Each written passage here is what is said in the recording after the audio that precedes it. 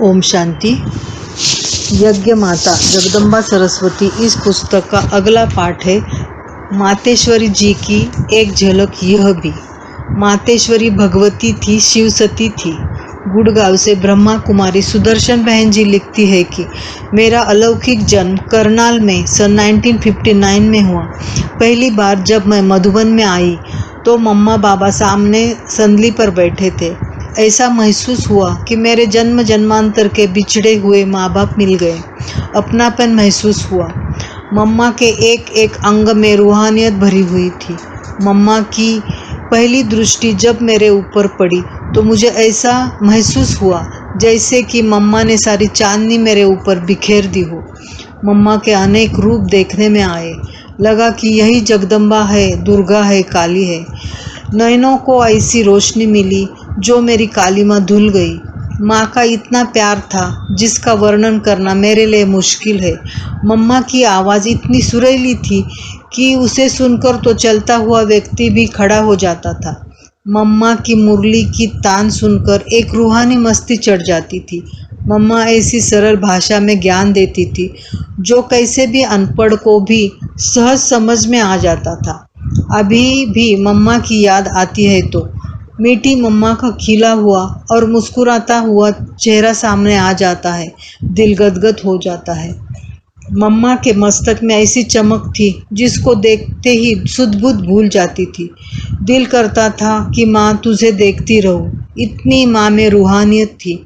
एक बार करनाल में मैं लौकिक परिवार को माँ से मिलाने के लिए लेकर आई। हमारे लौकिक भाई ने महसूस किया कि यह तो जैसे भगवान है, परंतु माँ भगवान नहीं थी, वह भगवान की भगवती शिवसती थी। माँ ने मुझे सफल जीवन के 5 सूत्र बताए। कानपुर की विद्या बहन मम्मा के संबंध में अपने अनुभव कुछ यूँ बयान करती है कि माँ एक अद्भुत रूहानी चुंबक थी। चलते फिरते माँ के सामने आने पर मैं वहीं ठहर जाती थी। मम्मा प्यार से सिर पर हाथ फेर देती थी। एक दिन मम्मा ने पूछा, मुरली के समय कैसी अवस्था रहती है? और फिर समझाते हुए कहा, पहला पॉइंट देखो, ब्रह्मा बाबा के मुख द्वारा शिव बाबा सुनाते हैं तो आपके कान तक आते आते बीच में माया प्रवेश न हो। ध्यान रखना है कि बाबा के मुख और तुम्हारे कान के बीच अंतर है, इसलिए सदा रूहानी स्थिति में स्थित होकर मुरली सुनना। पॉइंट 2, मम्मा ने कहा कि जीवन लिफाफे की तरह बंद नहीं बल्कि पोस्ट कार्ड की तरह सदा खुला होना चाहिए। तीसरी शिक्षा माँ ने दी कि सदैव हाजी का पाठ पक्का करना। समझो कोई कार्य सौंपा लेकिन आपको नहीं आता तो सीधा ना नहीं बोलना। माना नास्तिक। उससे यह पूछना कि ये कैसे होगा, यदि आप हमें तरीका बता देंगे तो वैसे हम कर लेंगे। चौथी बात मम्मा ने समझाई कि कभी भी कोई बात हो तो उसका वातावरण नहीं बनाना, यानी गंभीरता का गुण अपनाना। पांचवी बात मम्मा ने बताई कि अपने मत को जीवन का जिम्मेवार नहीं बनाना। बाबा को जीवन दी है, उसे ही जिम्मेवार माना तो मदद मिलेगी। अपनी मत व जिम्मेवारी से बाप की मदद व शक्ति नहीं मिलेगी। इस प्रकार मम्मा ने प्रथम गुरु बन मुझे कई अनमोल शिक्षाएं दी। मातेश्वरी में एक अलौकिक कशिश थी।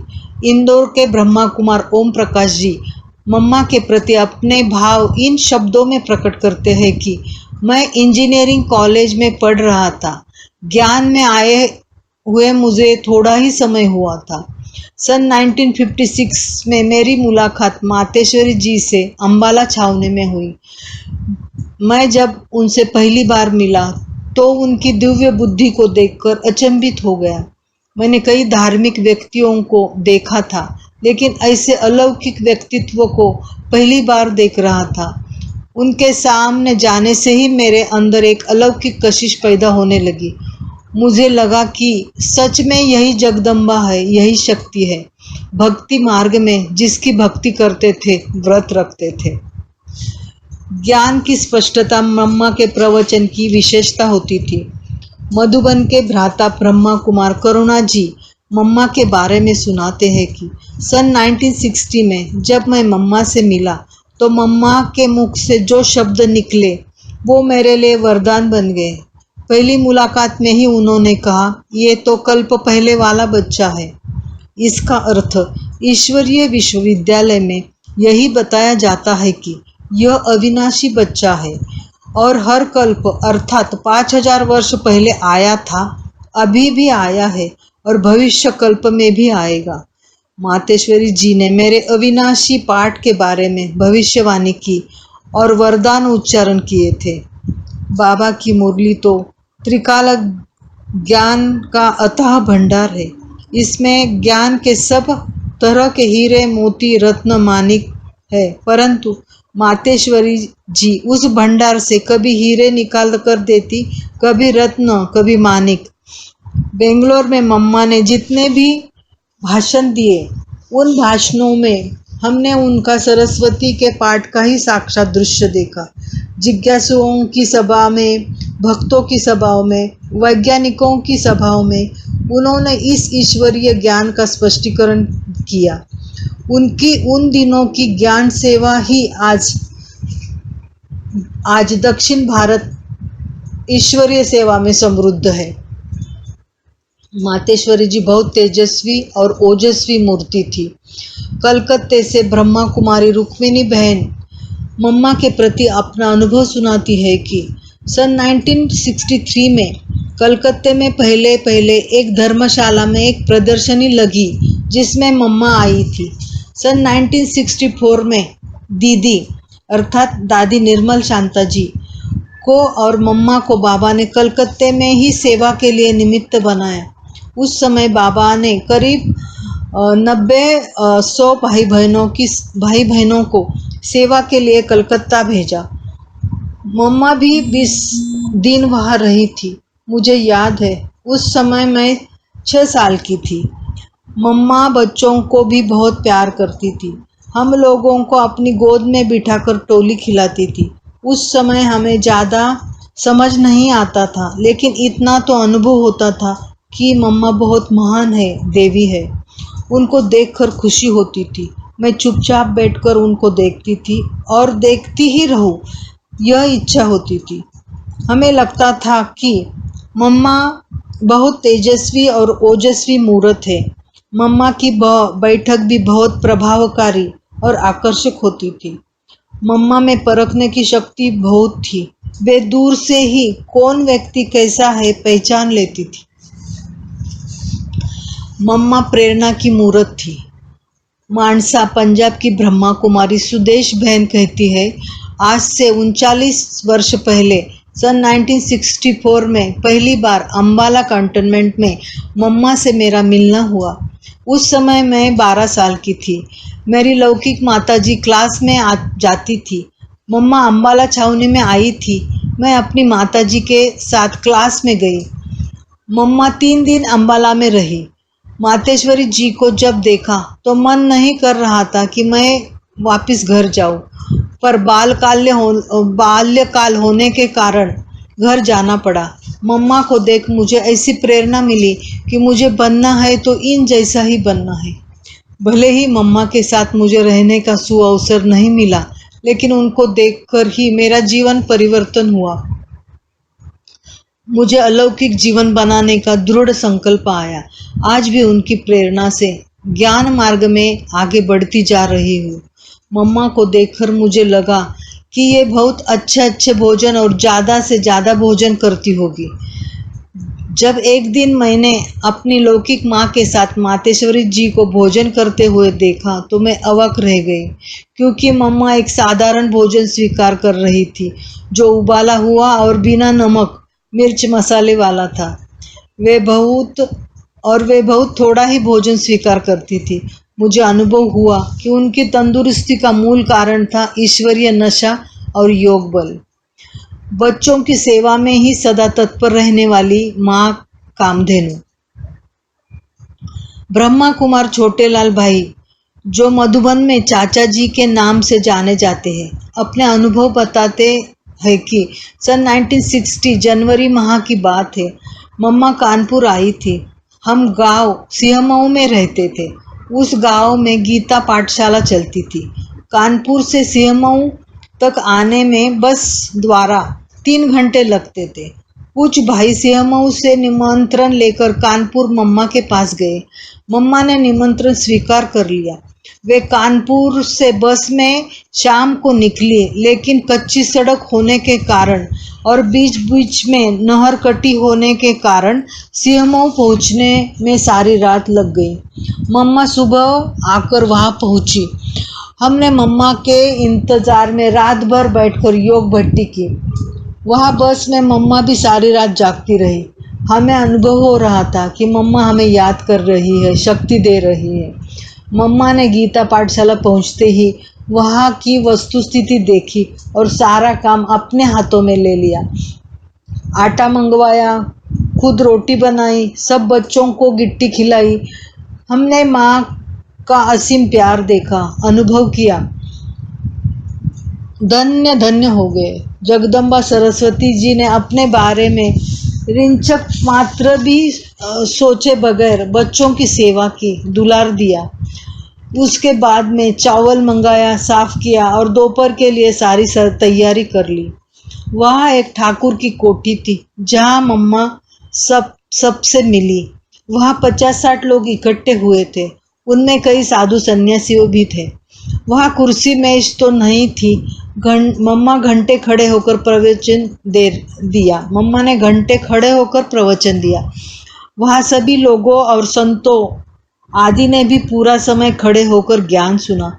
उनमें से कई लोग ऐसे भी थे जो हमारे ज्ञान पर टीका टिप्पणी करते थे। वे भी कुछ न बोलते हुए चुपचाप ध्यान से सुनते रहे। जब प्रवचन पूरा हुआ और वे जाने लगे तो हमने उन लोगों से कहा, आपने तो मम्मा से कुछ नहीं पूछा, हमारे से तो आप बहुत कुछ पूछा करते थे। उन्होंने कहा, हमें आपकी मातेश्वरी जी से पूछने की हिम्मत ही नहीं हुई। ऐसा लग रहा था कि जैसा हमारा मुंह बंद हो गया है। इस तरह मम्मा की वाणी शक्तिशाली, सरल और स्पष्ट होती थी। उनका सेवा भाव भी बहुत उत्कृष्ट था। मम्मा ने कभी यह नहीं देखा कि यह गांव है, अनपढ़ लोग हैं, जाने में तकलीफ होती है। नहीं, बाबा की सेवा के लिए वे हर समय, दिन हो रात हो, शहर हो गांव हो, सुशिक्षित हो अशिक्षित हो, तैयार रहती थी। इसलिए ही उनको सर्व की मनोकामना पूर्ण करने वाली कामधेनु कहा गया है। माँ ने मुझे अपना शीतला रूप दिखाया। बटाला के बीके नंदकिशोर भाई कहते हैं कि जब मम्मा बटाला में आई थी तब मैंने उनको पहली बार देखा था। मम्मा ने पहले दिन सभा को संबोधित किया था। अगले दिन ब्राह्मणों से मुलाकात की थी। मम्मा एकदम शांत मुद्रा में थी। जब मम्मा से मिलने की मेरी बारी आई और मम्मा के सानिध्य में जब मैं गया तो जैसे माँ की गोद में बच्चा सुख पाता है, चैन पाता है, वैसे ही मुझे अनुभव हुआ। मम्मा की गोद मुझे फूलों से भरी हुई लगी। जब मम्मा को मैंने बाहर से देखा तो वैष्णो देवी का अनुभव हुआ। जब गोद में गया तब शीतला देवी का अनुभव हुआ। इस प्रकार मैंने मम्मा में देवियों का साक्षात स्वरूप देखा। मम्मा की पहली नज़र से ही मुझे यह अनुभव हुआ कि यह मेरी माँ है। मैंने देखा कि मम्मा में आकर्षण शक्ति बहुत थी। उनके सामने कोई विपरीत संकल्प वाला भी आ जाए तो व्यर्थ संकल्प जैसे बंद ही हो जाते थे। वे उनके सामने बच्चे बन जाते थे और माँ माँ कहने लग पड़ते थे। मम्मा सबके विघ्न हारने वाली थी। ग्लोबल हॉस्पिटल में सेवारत ब्रह्मा कुमार रमेश कोहली जी अपना अनुभव सुनाते हैं कि मम्मा को मैंने पहली बार मधुबन में सन 1962 में देखा था। मैं अपने पिताजी के साथ आया था। हर बच्चे को मम्मा बाबा गोद में लेते थे। उस समय रेल में शयन कक्ष न होने के कारण, सफर की परेशानियों के कारण मधुबन पहुंचने तक हमारा हाल बेहाल हो जाता था। सारे कपड़े गंदे, शरीर थका हुआ था। जब मम्मा बाबा ने हम बच्चों को गोद में लिया तो सारी थकावट दूर हो गई। जैसे कोई व्यक्ति तपती धूप में पैदल कर रहा हो और उसको रास्ते में कोई छाया वाला पेड़ और ठंडा पानी मिल जाता है तो उसको राहत मिल जाती है। उसी प्रकार बाबा मम्मा का सानिध्य था, जिसे प्राप्त कर हम हर्षित हो प्रेम के आंसू बहाते थे और मन हल्का हो आनंद में उड़ता था। जब हम मम्मा की गोद में गए तो ऐसा अनुभव हुआ कि हम छोटे बच्चे बन माँ की गोद में समा रहे हैं। उस समय कोई देहभान की स्मृति भी नहीं थी। अपने देह को ही हम भूल जाते थे। मम्मा में एक बड़ी विशेषता थी। कोई भी बड़ी समस्या हो उसको वे बहुत सहज रीति से हल करती थी। कितनी भी बड़ी परीक्षा हो, लेकिन मम्मा सदा शांत, अचल, अड़ोल होकर रहती थी और उसका समाधान निकालती थी। इस प्रकार मम्मा एक विशेष व्यक्तित्व थी। मातेश्वरी एक महान विदुषी थी। मुंबई निवासी चार्टर्ड अकाउंटेंट ब्रह्मा कुमार आनंद भाई कहते हैं कि मैं ज्ञान में सन 1962 में आया। मम्मा से मेरी मुलाकात मुंबई में सन 1963 में वाटरलू मेंशन में हुई। वहाँ मम्मा की क्लास होती थी। रमेश भाई मुंबई वाले के निमंत्रण पर ही मैं मम्मा से मिलने वहाँ गया था। मेरी शादी हुए केवल 3 माह ही हुए थे। इस संस्था के बारे में भ्रांतियाँ बहुत थी। वाटरलू मेंशन में एक कमरे में पर्दा लगाया गया था। मैंने सीधे ही मम्मा से पूछा, आप बताएं ये पर्दा क्यों लगाया है, वह क्या हो रहा है? तो मम्मा ने मुस्कुराते हुए कहा, जाओ आप खुद देखो वहाँ क्या हो रहा है। मैंने जाकर देखा तो मैं आश्चर्य में पड़ गया, क्योंकि वहाँ सामूहिक योग चल रहा था। वहाँ का वातावरण मन को शांति और आनंद देने वाला था। मैंने देखा मम्मा कोई भी बात पर वाद विवाद नहीं करती थी, बल्कि उसकी खुद जांच करने के लिए कहती थी और उस व्यक्ति को खुद अपने भ्रांति निवारण करने का मौका देती थी। मम्मा की क्लास रोज शाम को होती थी। मम्मा की भाषा बहुत सरल और मन आकर्षक होती थी। भाषा में शालीनता होती थी। मम्मा ने कोई वेद शास्त्र आदि का अध्ययन नहीं किया था, परंतु उनकी भाषण शैली से ऐसा लगता था कि ये एक महान विदुषी है। उनकी समझाने की कला बहुत सरल और स्पष्ट और अर्थयुक्त होती है। मम्मा की ज्ञान देने की विधि ऐसी होती थी कि कितना भी साधारण व्यक्ति हो उसको भी महसूस हो जाता था कि मुझे भी श्री लक्ष्मी नारायण जैसा देवता बनना है। जब मम्मा क्लास कराती तो किसी को देवी का, किसी को जगदम्बा शक्ति का साक्षात्कार होता था और सुशिक्षित लोग उनको उनकी सुनाने की रीति से समझ जाते थे कि ये बहुत बड़ी ज्ञान की अथॉरिटी है, ज्ञान का भंडार है। मम्मा की पवित्रता, सरल स्वभाव, हर्षित मुखता, नम्रता, सबके साथ मिलजुल कर रहना, बात करना आदि गुणों ने मुझे बहुत प्रभावित किया। ओम शांति।